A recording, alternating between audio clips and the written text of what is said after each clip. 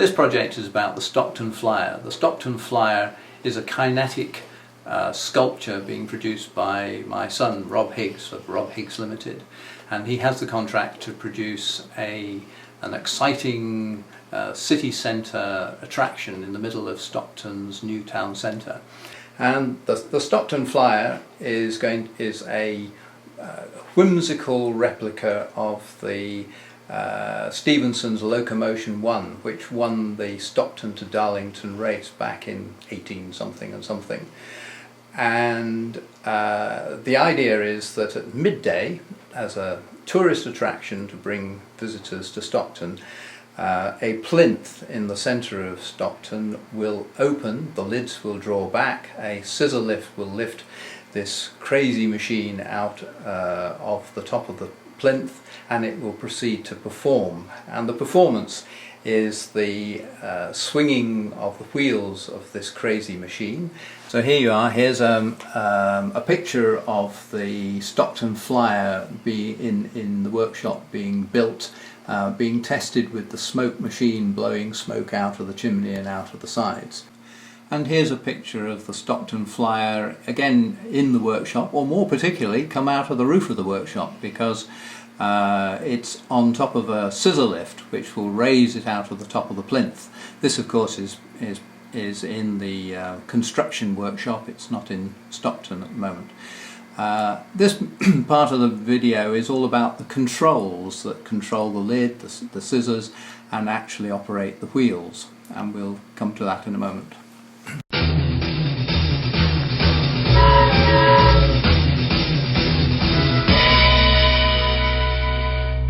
'Twas in the year of '89, on that old Great Western line, when the winter wind was blowing shrill. The rails were froze, the wheels were cold, and then the air brakes wouldn't hold, as number 9 came roaring down the hill. Oh, the runaway train came down the track and she blew. The runaway train came down the track and she blew. The runaway train came down the track, her whistle wide and her throttle back, and she blew, blew, blew, blew, blew. The engineer said the train must halt and she blew. The engineer said the train must halt and she blew.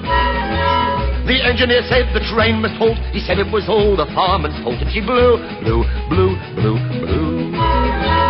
The fireman said that he rang the bell and she blew. The fireman said that he rang the bell and she blew. The fireman said that he rang the bell. The engineer said you did like fun, and she blew, blew, blew, blew, blew. The porter got an awful fright and she blew. Oh, the porter got an awful fright and she blew. Oh, the porter got an awful fright. He got so scared that he turned white, and she blew, blew, blew, blew, blew. A donkey was standing in the way and she blew. A donkey was standing in the way and she blew. A donkey was standing in the way, and all they found was just his bray, and she blew, blew, blew, blew, blew. The conductor said there'd be a wreck and she blew. The conductor said there'd be a wreck and she blew. The conductor said there'd be a wreck, and he felt the chills run up his neck, and she blew, blew, blew, blew, blew. The runaway train went over the hill and she blew.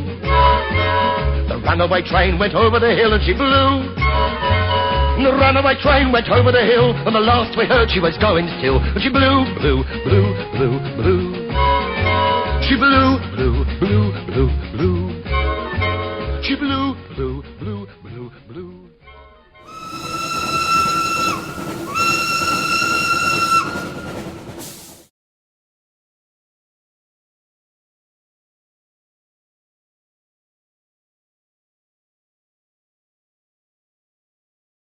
So the electronic controls of this, you have to start off by knowing what it's going to do, and the Stockton Flyer is going to perform at midday. Prior to midday, 10 minutes before, it has to start heating up the smoke machine and check that the compressed air is up to pressure. So a device, which is a programmable logic controller, which is what we're writing the software into, starts off by closing contactors, providing power to the air compressor and to the smoke machine.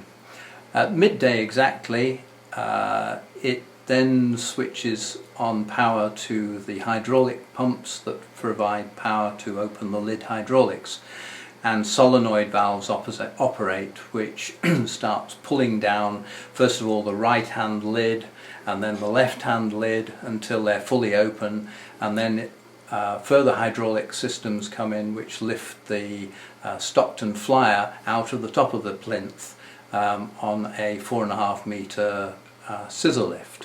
Once the Stockton Flyer is out in the open, it needs to perform, and that is starts with a swinging of eccentric wheels. The wheels, although they are round wheels, are not mounted on their centres, they're mounted slightly off, just for artistic purposes. So they start to swing rather like a pendulum, and the whole of the Flyer is mounted on springs and a swinging frame, so the whole thing moves around like a crazy horse. And the computer, or the programmable logic controller, has to know how to drive the wheels as a very heavy pendulum, pushing and shoving at certain points. I think perhaps it would be useful now just to have a look and see what is this programmable logic controller and how does it fit within the electrics. We've explained that the sequencing of the Stockton Flyer, of opening the lid, raising the scissor lift to bring it up and starting to run it, is all controlled by a programmable logic controller. So this is the programmable logic controller here, and it has a set of terminal blocks accepting signals in at the top, and it has a set of terminal blocks at the bottom sending signals out to the plant. So it lies within a cabinet full of wiring and auxiliary or supplementary electronics. So there are power supplies and signal processing electronics in here. There are terminal blocks here, there are relays which are associated with the emergency stop system, so that from a safety point of view it's not dependent upon the programmable logic controller. If there are emergency stops operated or security breaches, then automatically the electrical systems will drop out the power contactors and switch power off from the air compressor and from the hydraulic pumps, and make sure that the whole system is safe. In order to operate the Flyer, the electronics or the computer software which is loaded into the programmable logic controller has to send signals to the plant, and that comes out through all these terminal blocks at the bottom here. And it also sends signals round to the power electronics, which is on this door here. And the power electronics is capable of feeding up to 50 volts plus or 50 volts minus for the reverse direction to the wheel swing motor, at up to 40 amps capacity for driving the motor with pulses forward and backwards. It also has a contactor here which, if the emergency stop is operated, will short out the motor, and the motor will act as a dynamic brake in order to slow down the swinging frame of the machine as quickly as possible, just in case somebody had climbed onto it and stuck their fingers into it. The electrical wiring is described on a circuit diagram. This is the circuit diagram for that box, and you will see this rectangle here represents the programmable logic controller with all its terminals in at the top, coming from external plant terminals here, and all the relay contacts or transistor output contacts at the bottom, which are feeding down into the plant. And there's actually a separate contactor box which receives these signals and operates circuit breakers which feed the air compressor, hydraulic pack, hydraulic lid pack, the scissor hydraulic pack, smoke machine, and so on. So this is the circuit which describes the wiring of the box that you've just seen, and the electronics that lies inside it, and the power electronics which drives the wheel motor. The programmable logic controller contains software. That is a program which represents the sequence of its operation. And its operation goes from the shutdown state, which it's currently in, through to preparing to perform, then opening the lids, then raising the scissor. The software that's in here has been loaded from a computer, and here's the USB link to a computer down here. The program is actually represented by a graphical diagram. Here is just the middle of part of that diagram, and it's annotated, or it's animated with coloured markings to reflect what is actually happening in the PLC. So it's monitoring. So for example, here we have this block which represents the shutdown state being active. When the time scheduler, which is somewhere else in this diagram, decides it's midday and time to move, it sends a signal to this block, which drops the token, as it's called, into the next block, which is prepared to perform. And at each of these blocks, surrounding each of the sequence blocks, there are pieces of logic which feed signals to the output to do the various functions that are required, and receive signals from the input to indicate whether the state expected has been received. So for example, when the PLC commands the lids, hydraulic rams to operate to open the lids, microswitches at the end of the lid travel will send signals back, and those have to be accepted by the PLC in order for it to move on to the next stage. Looking at the diagram on the computer screen is difficult because you're only seeing part of it. This is a printout of it.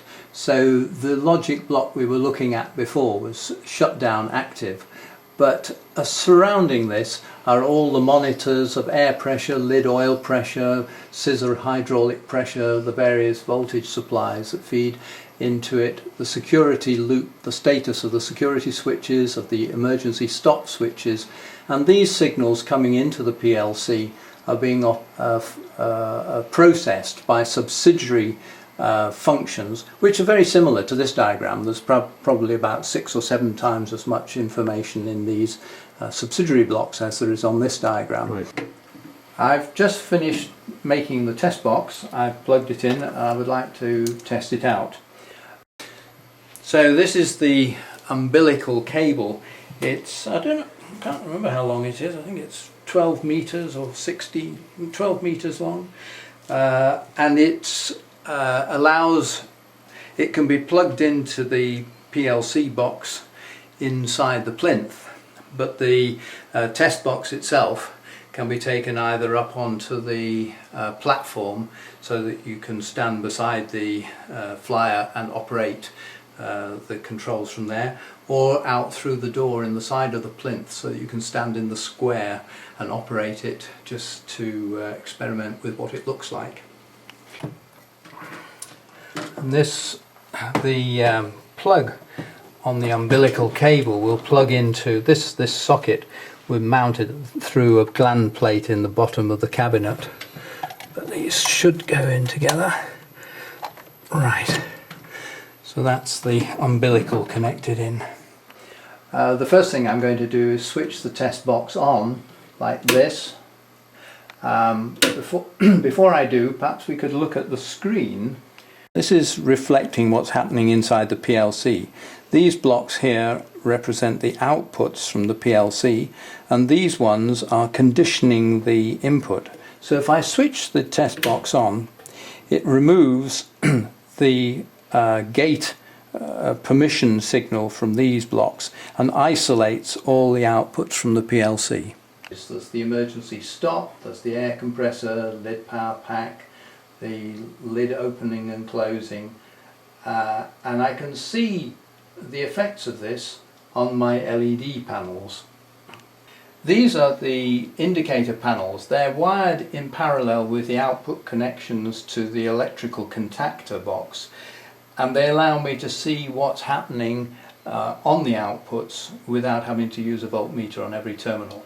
So for example, if I operate the emergency stop, then the emergency trip light comes on and it indicates that the emergency stop loop is open. If I take that off, now I have to actually press the reset to remove that. If I operate the air compressor, then the air compressor light comes on. If I put the lid power pack on, then the lid power pack indicator comes on. If I start to open the left lid, then it sends a signal saying left lid opening, right lid opening, or scissor power. Okay. One of the controls on the test box is the wheels forward, wheels reverse switch, which if I press upwards operates one way and reverse the opposite way. Now that sends signals to the power electronics, which is here. So if I operate the forward, then it's putting power onto these two solid state relays, and if I put reverse on, it sends power to those two relays. Now that sends power out to the rig. So follow me out to the rig. The rig we have here is representative of the mass and moment of inertia of the wheels of the Flyer itself. The Flyer has these huge great steel wheels, but they are not mounted centrally, they're mounted slightly eccentrically, so the things swing like a pendulum. And let me show you how this works. This rig is representative, and it comprises 1/4 of a ton of concrete fastened on the ends of scaffold poles, and the whole thing is laid in a frame, just swinging in bearings. In fact, they're just the ends of key clamps. And this acts as a pendulum and swings round in the same way as the wheels would. And over here I have a braking mechanism. It's an old car disc brake with a couple of clamping wooden frames and a clamp, so I can represent the friction that may or may not be present when the wheels are swinging. The pendulum, which is actually in bottom dead centre position at the moment, the only reason it's off at an angle is because I've fastened these two with a clamp that way. Were it from the centre, it would have actually been vertical. But that's on a shaft here, and the shaft is driven by a sprocket wheel, which is from a motorcycle sprocket wheel, and motorcycle chain, and the chain is driven from a smaller sprocket, which is on a cross shaft mounted in plumber block bearings, to a multi-V belt, which is driven by a motor. This is actually smaller than the motor that will be used, but we wanted to check whether a small motor would still drive the same weight of machinery. And this motor is out from a treadmill, the exercise machines where you stand holding a rail and run along a track. And these motors are used for driving the track along. This one is, I think it's about 1.2 horsepower. The main motor that I was using before, which is now on the Flyer, is a 2 horsepower permanent magnet generator driving onto a multi-V shaft with a small flywheel on it. So when this motor runs, the motor is being driven with pulses forwards and backwards from the power electronics that we looked at in the cubicle. So when it operates, it's first of all pushing that way, and then it's giving a pull that way, and that's swinging rather like pushing a child on a swing. Now we need to know, or at least the PLC needs to know, whereabouts the wheels have swung to. So here we have a proximity detector It's an inductive probe type, and it looks for conducting material close to the end of it, and I've welded on a small target plate here. This is in the bottom dead center position, and so it's looking at that. If I operate the pendulum to swing from side to side, then you'll see it goes off when it comes out from the zone. So that is telling me whereabouts the pendulum is. There's also a top dead center sensor.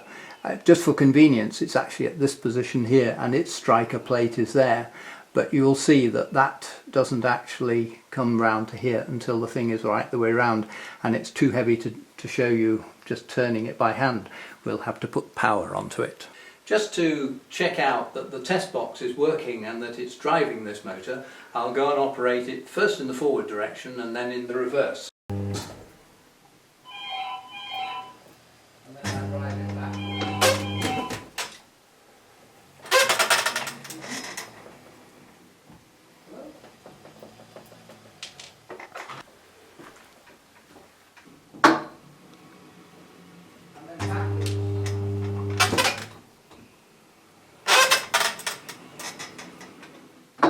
Do more than that because I can't see which way it's going. In order to test out the software and the wiring and make sure it all works before we start fastening it to the hydraulics in the Flyer, we need to test it.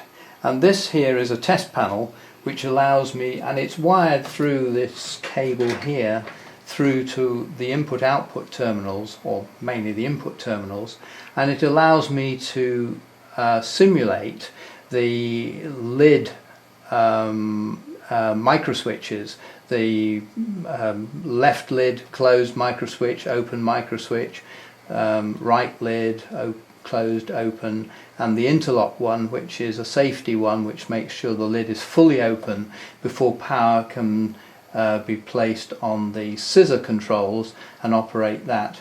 So these are the lid and scissor controls, and there's various other switches that I can simulate failures in the system. We should now try and run a sequence as it would be at midday. The only problem is it's 1 o'clock and we'd have to wait till tomorrow. But I do have a local control panel which allows me to run it at some other time than midday. So if I press the run button, what it's done is to switch on the air compressor to make sure that the pressure is up to where it should be, the auxiliary power which feeds the smoke machine, and it also puts on the hydraulic pumps for operating the lid.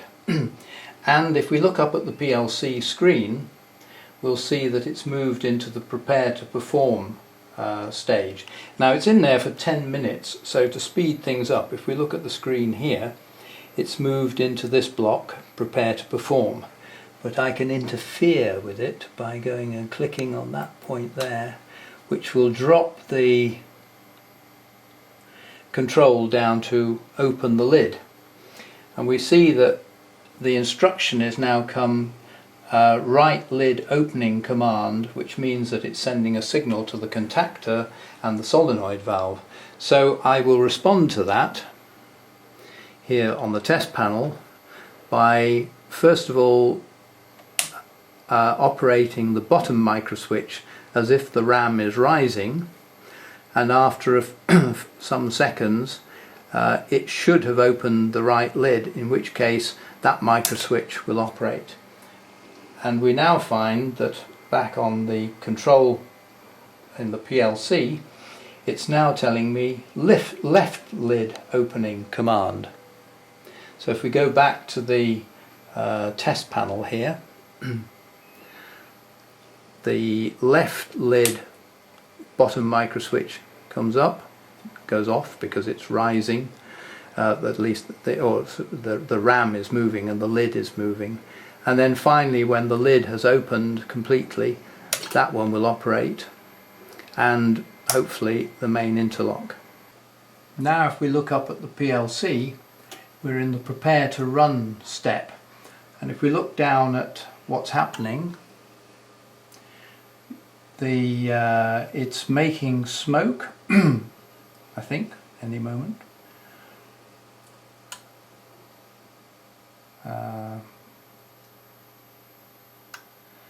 And blowing through the air dump, making more smoke, and now it's moved into the wheel swing phase.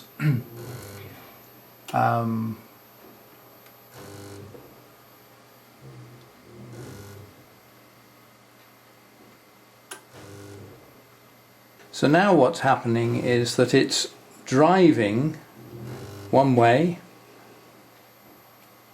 and then the other way as it swings the pendulum into action.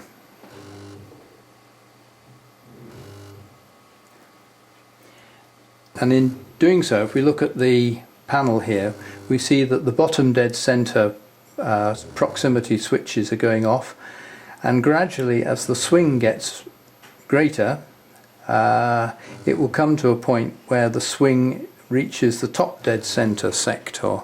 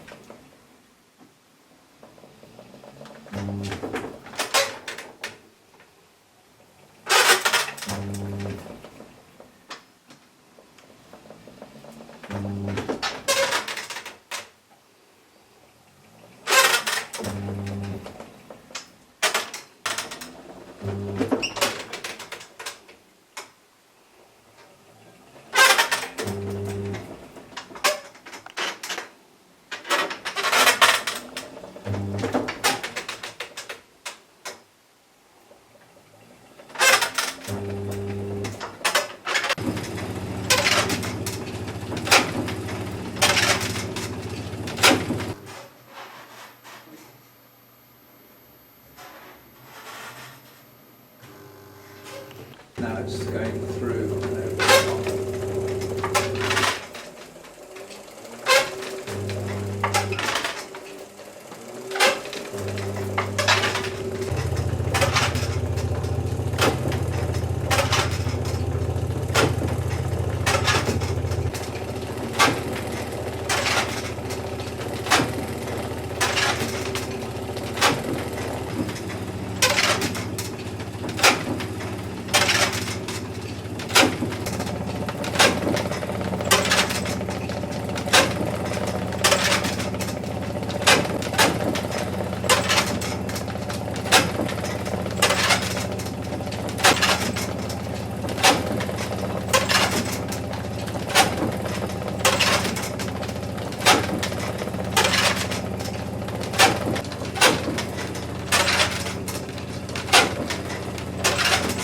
Now we've reached the point where the pendulum is running the full swing cycle, and it goes into a different drive mode known as pulse width modulation, in which continuous pulses of signal are being sent to the forward drive relays, and the PLC is acting as a speed governor in order to control that at the set point that I've put in. The normal operation is as we've shown it, but we have to take into account the possibility that somebody's climbed up on the frame, somebody's caught in it, something's gone wrong. So there are a variety of detection circuits, one of which is a set of emergency stop switches, which both on the top of the structure but also down in the inside the plinth, and if we press any of those, then it will immediately come to a halt. So I can simulate that by pressing one of the emergency stop buttons in the cabinet here. So as it trips, you hear the emergency stop relays cutting in, putting a short circuit on, and the emergency stop trip light comes on, indicating that it is tripped as a result of emergency stop loop open.